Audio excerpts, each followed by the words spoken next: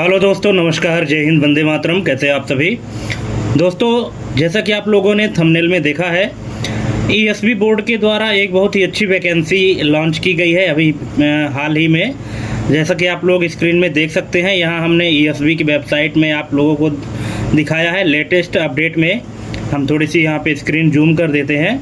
देखिए दोस्तों, ये ऑनलाइन फॉर्म है ग्रुप 2 सब ग्रुप 4 कंबाइंड रिक्रूटमेंट टेस्ट 2026। ठीक है, ये स्टार्ट हो रहा है 4/8/2026 से। तो दोस्तों, आज इसी के बारे में हम कंप्लीट आपको बताने वाले हैं, जो भी जानकारी है कि इसका फॉर्म कब से भराएगा और कब तक भराएगा, इसमें टोटल वैकेंसी कितनी है और क्या क्वालिफ़िकेशन है, क्या इसके सैलरी है, इस बारे में पूरी जानकारी हम आपको देने वाले हैं। तो दोस्तों, अगर आप भी कॉम्पिटिटिव एग्ज़ाम की तैयारी कर रहे हैं तो वीडियो में लास्ट तक बने रहें और कंप्लीट वीडियो देखिएगा, और जहां भी आपको समझ में ना आएगा तो कमेंट करके ज़रूर पूछिएगा। ठीक है, तो इसका रूल बुक हमने पहले से ही डाउनलोड कर लिया है। अगर आप चाहें तो आप खुद भी डाउनलोड कर सकते हैं। और हमने इसका रूल बुक डाउनलोड किया है दोस्तों, और ये देखिए हम आप गए हैं अपने ये रूल बुक में। ये आप देख सकते हैं ग्रुप 2 सब ग्रुप 4 का है, संयुक्त भर्ती परीक्षा। दोस्तों, इसमें एक सबसे अच्छी बात क्या है वो जानते हैं? ये क्या है कि एक ही परीक्षा से कई सारे वैकेंसीज को यहाँ पे कवर किया जा रहा है। एग्ज़ाम आपको एक ही देना है, लेकिन आप अपनी क्वालिफ़िकेशन के अकॉर्डिंग जिस भी पोस्ट के लिए आप एलिजिबल होंगे उसमें आपको जॉब मिल जाएगी, है ना। तो ये बहुत अच्छी बात है कि हर ट्रेड के लिए अलग अलग एग्ज़ाम नहीं देने पड़ेंगे, एग्ज़ाम आपका एक ही होगा। बस ट्रेड अलग अलग हैं, भर्ती अलग अलग है, आप अपने क्वालिफ़िकेशन के अकॉर्डिंग भर सकते हैं। ठीक है, तो चलिए यहाँ पे देख लेते हैं सबसे पहले कि जो एग्ज़ाम फॉर्म भरने की डेट है 4/8/2026 है, और आवेदन पत्र भरने की जो अंतिम तिथि है वो 18/8/2026 है। इस डेट को आपको विशेष ध्यान रखना है कि 18/8/2026 तक आपका फॉर्म भरा जाएगा, यानी 18 अगस्त तक भरा जाएगा। अगर उसमें आपको कुछ संशोधन करना है तो ये 23 अगस्त तक हो सकेगा। ठीक है, और यहाँ परीक्षा के लिए जो एक डेट डिसाइड की गई है तो 22 सितंबर 22/9/2026 मंगलवार से प्रारंभ बताया गया है। टेंटेटिव डेट हो सकता है कि ये डेट आगे भी हो जाए, है ना, लेकिन संभावित डेट जो है तो आपको इसी को लेकर के और तैयारी करनी है। ठीक है, अब यहाँ पे परीक्षा शुल्क आप सबको पता ही है। आप लोग अगर फॉर्म भरते होंगे तो पता ही होगा। जनरल कैटेगरी मतलब अनरिजर्व के लिए 500 रुपये है और 250 रुपये है ST SC OBC के लिए। ठीक है, और जो सीधी भर्ती बैकलॉग के लिए उसके लिए कोई शुल्क नहीं है। बाकी दोस्तों, यहाँ पे जो ऑनलाइन परीक्षा पद्धति की समय सारणी है ये आप देख लीजिए कि अगर 22/9/2026 से पेपर स्टार्ट होगा तो 2 शिफ्ट में पेपर होगा, और पेपर जो है तो 3 घंटे का होगा। यहाँ पे आप देख सकते हैं 3 घंटे का पेपर होगा, और फर्स्ट शिफ्ट जो है तो 7 से 8 बजे तक यहाँ पे रिपोर्टिंग टाइम रहेगा, और 8:50 से 9 बजे तक यहाँ पे ये इंस्ट्रक्शन पढ़ने का रहेगा, और जो एग्ज़ाम का टाइम दिया है वो 9 से 12 रहेगा, और सेकेंड शिफ्ट का 2:30 से 5:30, 2:30 से 5:30 तक रहेगा। ये 3-3 घंटे का पेपर होगा।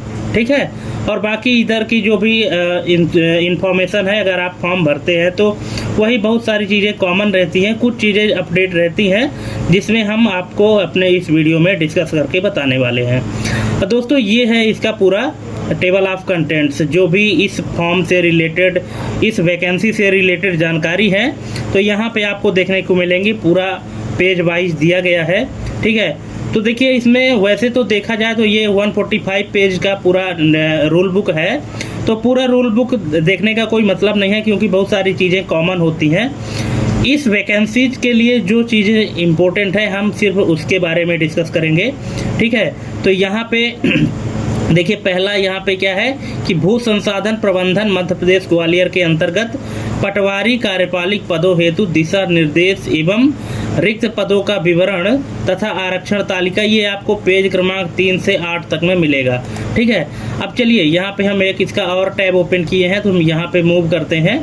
अब सबसे पहले हम पेज नंबर 3 पे चलते हैं। क्या लिखा हुआ है यहाँ पे आप देख सकते हैं। यहाँ पे दोस्तों 2 अध्याय दिए गए हैं। ये एक अध्याय 1 है, और इसके बाद फिर आपको आगे चल के मिलेगा, देखिए यहाँ पे ये आगे चल के देखिए मिलेगा आपको अध्याय 2। ये रहा आपको अध्याय 2। ठीक है, अब ये अध्याय 1 और 2 में क्या अंतर है हम ये आपको बता देते हैं। देखिए यहाँ पे जो अध्याय 1 है, ठीक है, जो अध्याय 1 है तो ये पटवारी चयन विशेष भर्ती परीक्षा दिव्यांग श्रेणी के लिए है। ठीक है, आपको ये चीज़ विशेष रूप से ध्यान रखना है कि ये जो पटवारी की भर्ती है तो ये सिर्फ और सिर्फ दिव्यांग लोगों के लिए है। इसमें जो साधारण व्यक्ति हैं वो नहीं भर सकते हैं। ठीक है, ये जो हमारे दिव्यांग भाई बहन हैं उनके लिए है, अगर वो वांछित योग्यता रखते हैं तो। ठीक है, अब इसके लिए क्या भी नियम बनाए गए हैं, क्या निर्देश दिए गए हैं, ये आप यहाँ पे पूरा देख सकते हैं कि क्या क्या शर्तें लागू होंगी, क्या निर्देश होंगे उनके लिए। कि सामान्य क्या है कि यह निर्देश उन समस्त आवेदकों पर लागू होंगे जो भू संसाधन प्रबंधन राजस्व विभाग के पटवारी के पद हेतु चयन परीक्षा 2026 में आवेदन कर रहे हैं। ठीक है, अब वेतनमान यहाँ पे बताया गया है कि 5200 से 20,200 प्लस 2100 ग्रेड पे है। सीधी भर्ती के पद पर प्रथम 3 वर्ष के दौरान चयनित अभ्यर्थी का वेतन मध्य प्रदेश शासन सामान्य प्रशासन विभाग मंत्रालय के पत्र क्रमांक ये 1 भोपाल दिनांक 12 दिसंबर 2019 के अनुसार देय होगा।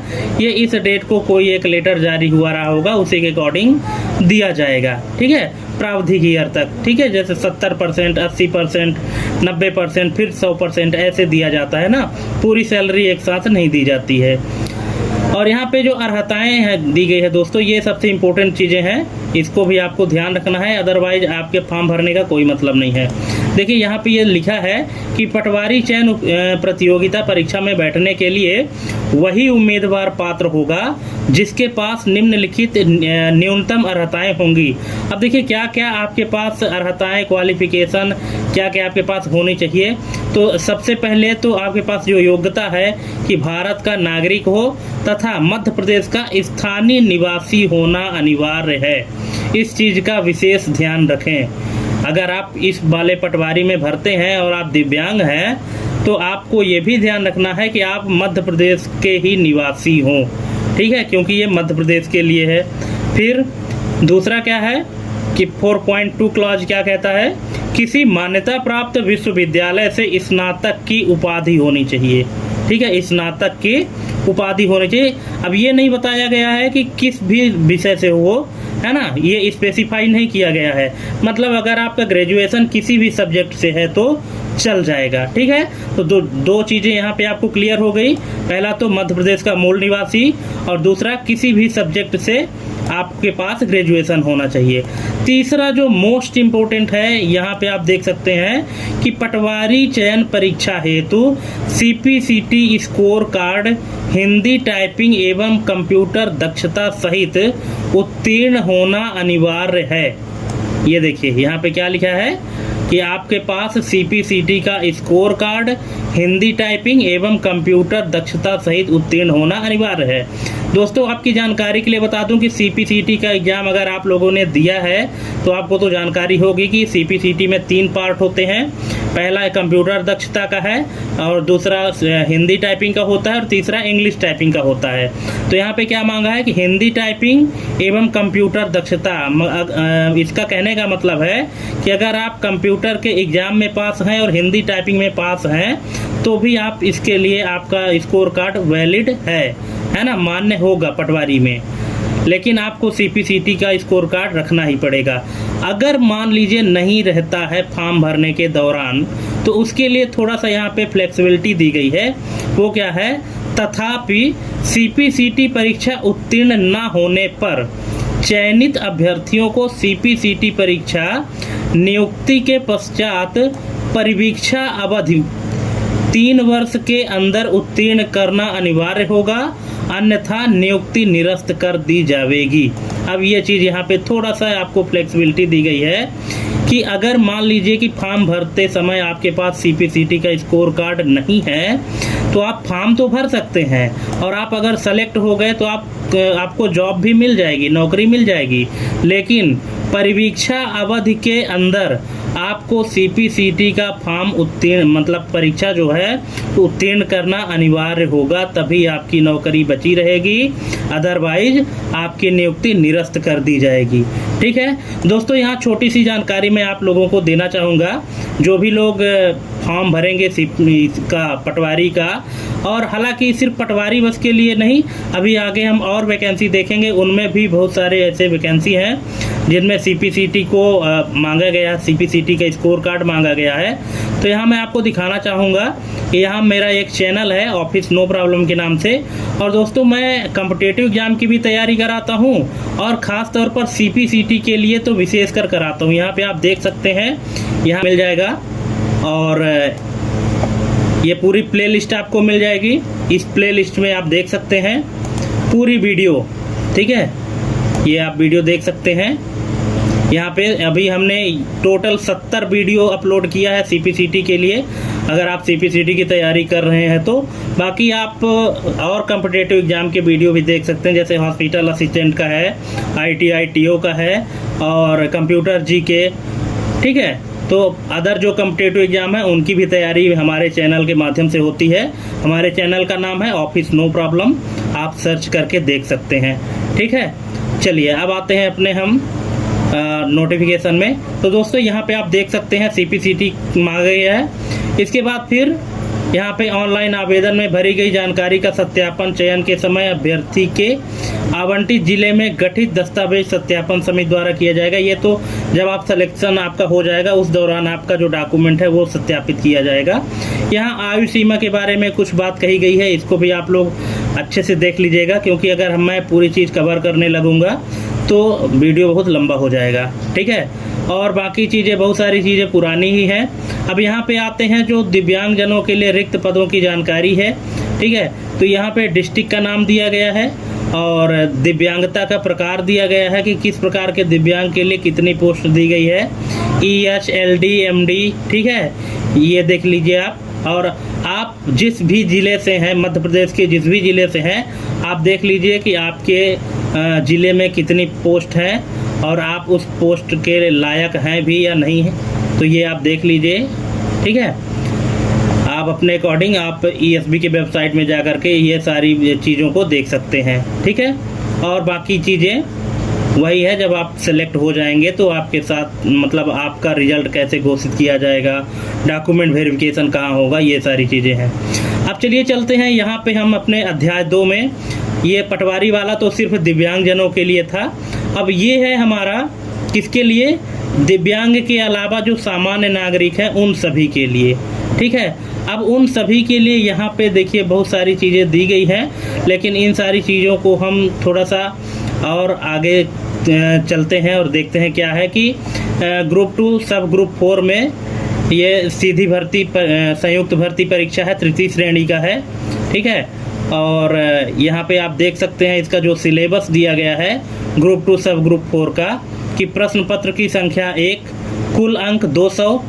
अब इसमें देखिए क्या है कि 100 अंक का क्या क्या आएगा, सामान्य ज्ञान, सामान्य हिंदी, सामान्य अंग्रेजी और सामान्य गणित, है ना। मतलब साइंस, हिंदी, इंग्लिश और GK मैथ, ये साइंस किया मतलब इसको शामिल किया गया है। इसके बाद क्या है, सामान्य ज्ञान एवं अभिरुचि, सामान्य कंप्यूटर ज्ञान, सामान्य तार्किक योग्यता और सामान्य प्रबंधन, ये 100 अंक आएगा। टोटल 200 अंक का पेपर आएगा। ठीक है, और दोस्तों आपको एक चीज़ और यहाँ पे मैं बता देना चाहता हूँ कि अब ESB द्वारा जो भी एग्ज़ाम कंडक्ट कराए जा रहे हैं वो सब में माइनस मार्किंग होता है। ठीक है, तो आपको भी पेपर जो है तो बड़े ध्यान से देना है। ठीक है, अब चलिए थोड़ा सा हम और आगे चलते हैं, जो डिपार्टमेंट वाइज हम देख लेते हैं कि कितनी वैकेंसी किस में है। तो यहाँ पे ये कौन से पेज नंबर पे, पेज नंबर 21, विभागवार रिक्त पदों का विवरण तथा आरक्षण तालिकाएं। ठीक है, पेज नंबर 21 से 126 तक। ठीक है, देखिए कितना लंबा पेज है, क्योंकि हमने पहले ही आपको बताया था कि 2000 से ऊपर की वैकेंसीज आई हैं इस बार। ठीक है, तो अगर आप क्वालिफिकेशन आपके पास है और आप उस पोस्ट के लिए एलिजिबल हैं तो फॉर्म ज़रूर भरिएगा। ठीक है, चलिए चलते हैं पेज नंबर 21 में। यहाँ पे हम सीधा जंप कर जाते हैं। अब ये देखिए पेज नंबर 21 में हम आ गए हैं और यहाँ पे प्राथमिकता क्रम हेतु विभाग का नाम जिनमें पद रिक्त हैं। अब देखिए सबसे पहले तो यहाँ पे देखिए पंचायत राज संचालनालय भोपाल, ठीक है। इसके बाद संचालनालय सामाजिक न्याय एवं दिव्यांगजन सशक्तिकरण मध्य प्रदेश भोपाल।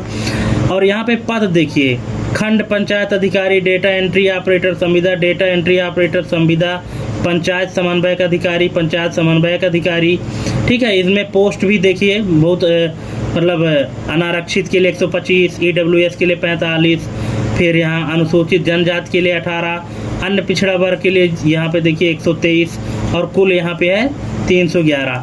दोस्तों यहाँ पे आपको डिपार्टमेंट वाइज मिल जाएगी कितनी वैकेंसी किस में है और कैटेगरी वाइज भी मिल जाएगी, ठीक है।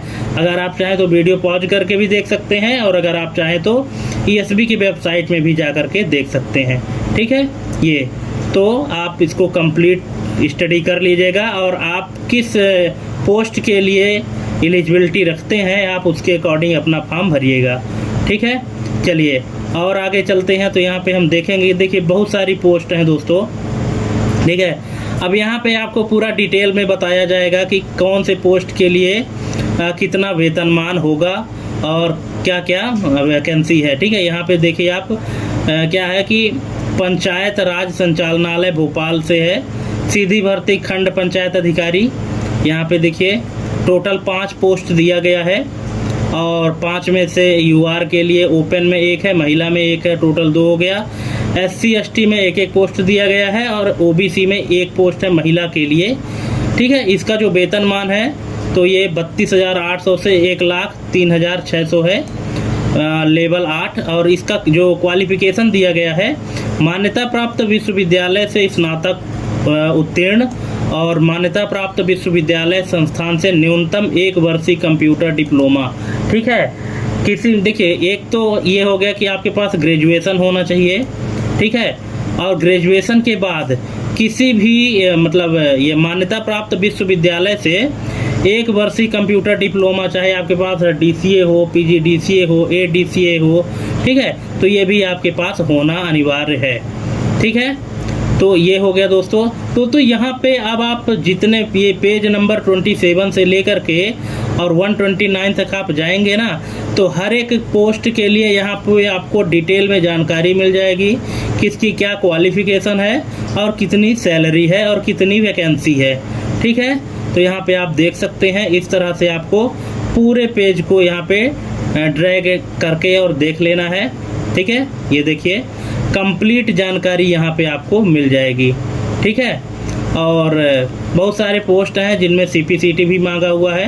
अब चूँकि यहाँ पे टोटल 145 पेज का जो रूल बुक है तो वो तो हम आपको नहीं एक्सप्लेन कर सकते, इसके लिए आपको खुद से भी गहन अध्ययन करना होगा। हाँ क्या है कि बहुत सारे लोगों को कुछ चीज़ों में कन्फ्यूजन था तो वो कन्फ्यूजन हमने दूर किया है। अगर इसके बाद भी आपको कोई डाउट रह गया हो तो आप कमेंट के माध्यम से पूछ सकते हैं। और हाँ दोस्तों, अगर जिन लोगों को अभी CPCT का एग्ज़ाम देना है, CPCT की तैयारी करनी है, तो वो लोग CPCT की तैयारी कर सकते हैं और हम अपने चैनल के माध्यम से CPCT की तैयारी कराते हैं और जो कॉम्पिटिटिव एग्ज़ाम है उनकी भी वीडियो हम यहाँ पे उपलब्ध कराते हैं MCQ के रूप में, जो कि टोटल फ्री ऑफ कॉस्ट है। तो अगर आप हमारे चैनल में पहली बार आए हैं तो प्लीज़ चैनल को सब्सक्राइब करके बेल आइकन प्रेस कर लीजिएगा, क्योंकि अब हम तैयारी कराने वाले हैं अपने इस जो वैकेंसी है, इस वैकेंसी से रिलेटेड भी तैयारी हम आपको कराएंगे और जो CPCT से रिलेटेड आपको जानकारी लेना है, तैयारी करना है, उसकी भी तैयारी हम अपने चैनल के माध्यम से सबको उपलब्ध कराएंगे, ठीक है।